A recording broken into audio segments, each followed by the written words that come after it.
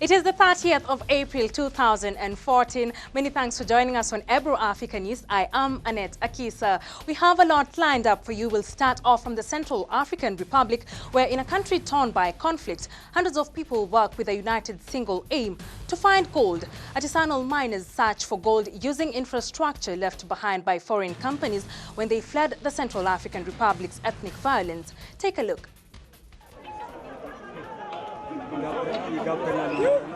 Using handmade picks and utensils, they chip at the rocks in the searing heat.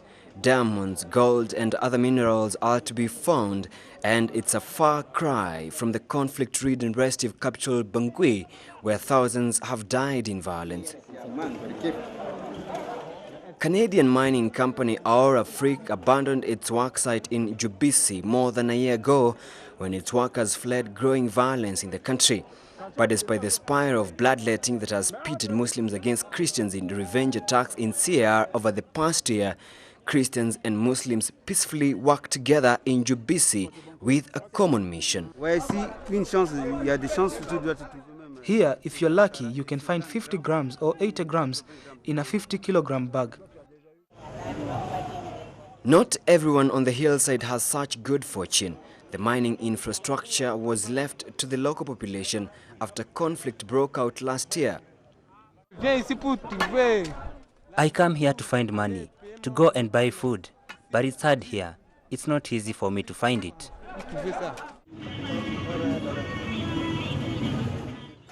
Currently, an interim government controls the mineral-rich country. But in the absence of any authority in Jubisi, it's the former Seleka fighters who oversee security and safety at the mine. Near Bria and the smaller surrounding prefectures, they can take out some diamonds and gold, but it's not well organized like here. That's why we see everyone coming here from Bria, from everywhere, who come to work with us. With the former Seleka, we are working and waiting for the arrival of the state, peace and everything to become stable again. Today in Jubisi, locally organized laborers work the land. For the most part, the former Seleka fighters at the mines quietly and discreetly oversee security, and they have based themselves at the mining company's former headquarters. If the market rate of the day is $52 for a gram of gold, the miners will be paid $31 per gram for the gold, so that the trader makes a profit as well. In the meantime, while the local workers wait for peace to return to their land, they are washing the earth themselves kilogram by kilogram, searching for the gold hidden among the dirt.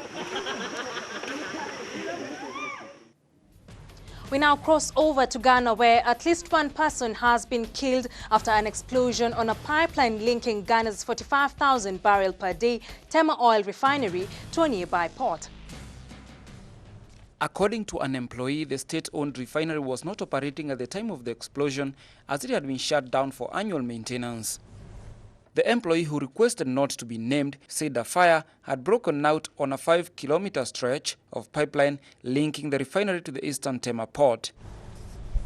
The refinery has been experiencing repeated shutdowns over the last few years, but Ghanaian President John Mahama said in February that Tema was close to signing a joint venture agreement with Petro Saudi International.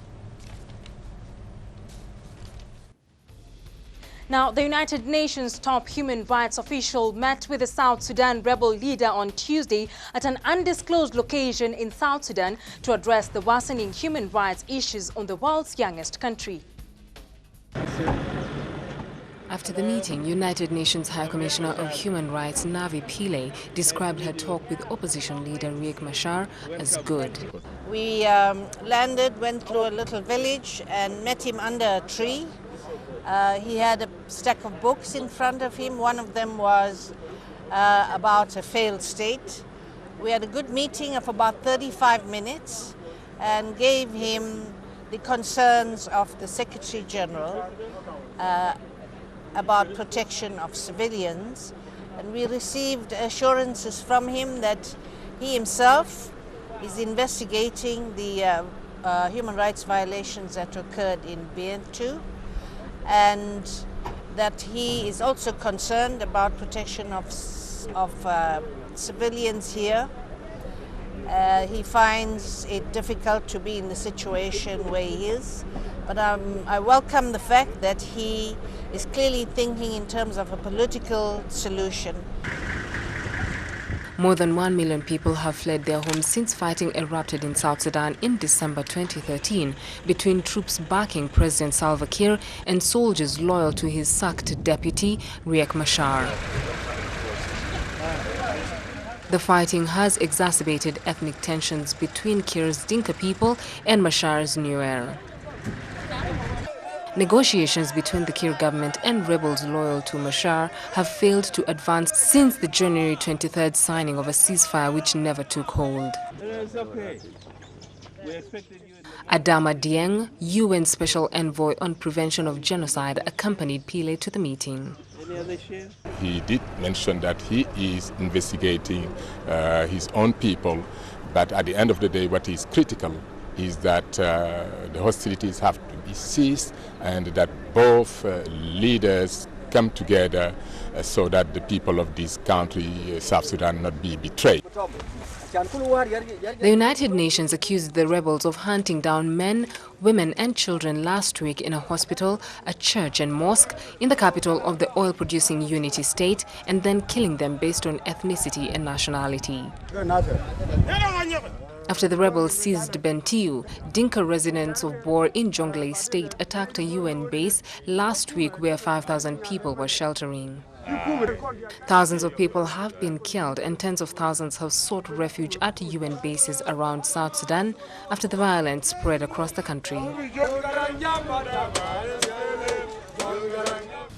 Angola's long-serving president José Eduardo dos Santos met his French counterpart François Hollande on a rare official visit abroad after years of frosty ties caused by damaging scandals. France is Angola's third-largest investor and trade accounted for 680 million euros in 2012. 71-year-old Dos Santos, who has been in power for nearly 35 years, convened a group of French CEOs for a business forum to foster further trade between France and Angola. Both France and Angola are keen to normalize their relationship, which suffered because of the so-called Angola Gate scandal surrounding French arms sales to Luanda, which erupted in the 1990s. Nós exortamos uma vez mais.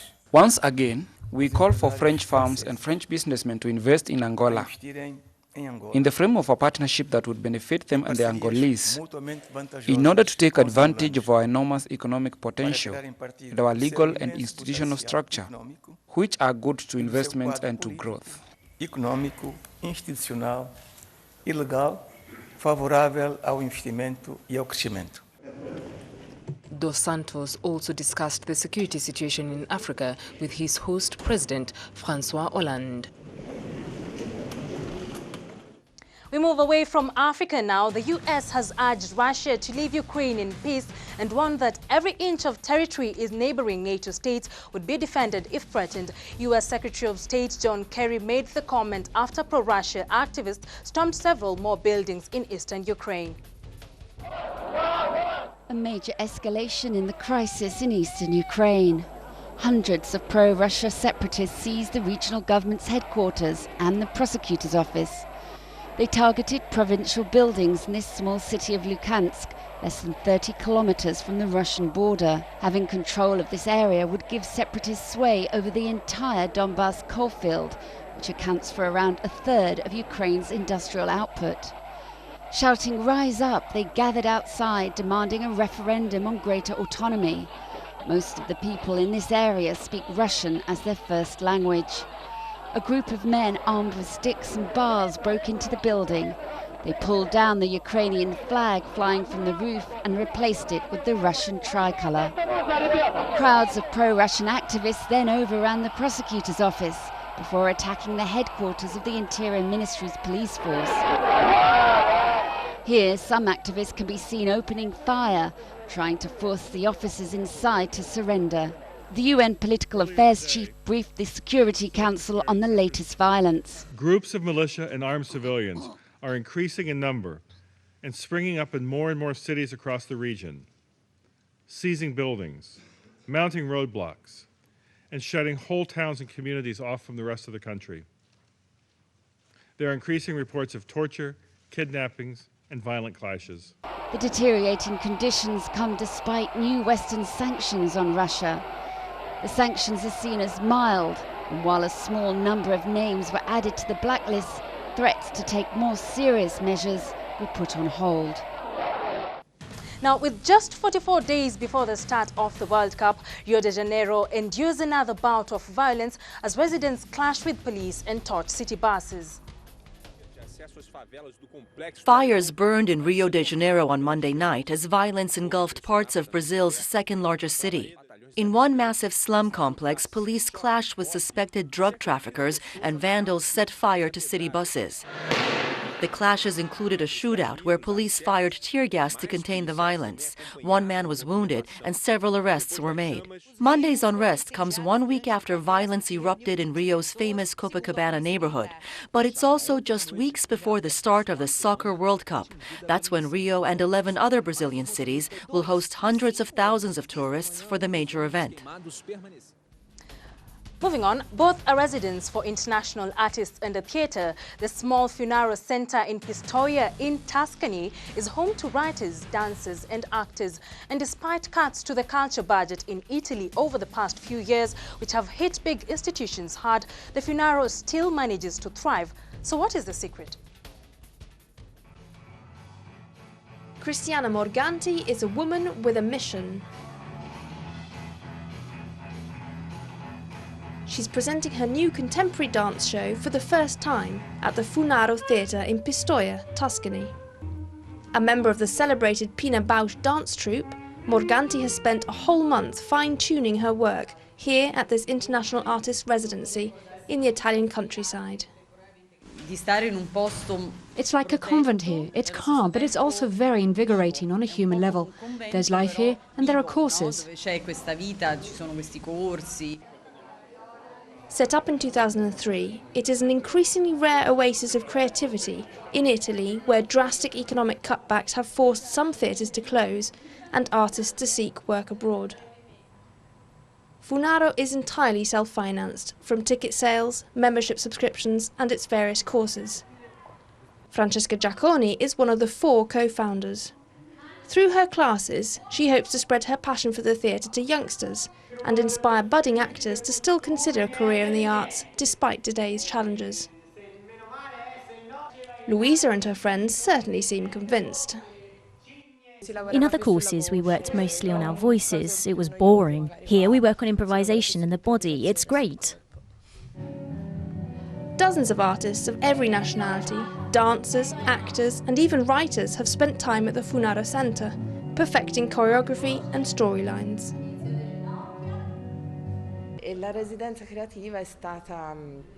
Let's say it's the artist residence that gives us the most joy. It's through them that real human encounters are forged. For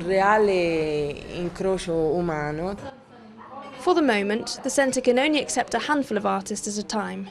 But with a new wing in the works, the Funaro will be able to house a growing number of thespians, seeking its unique mix of inspiration and support.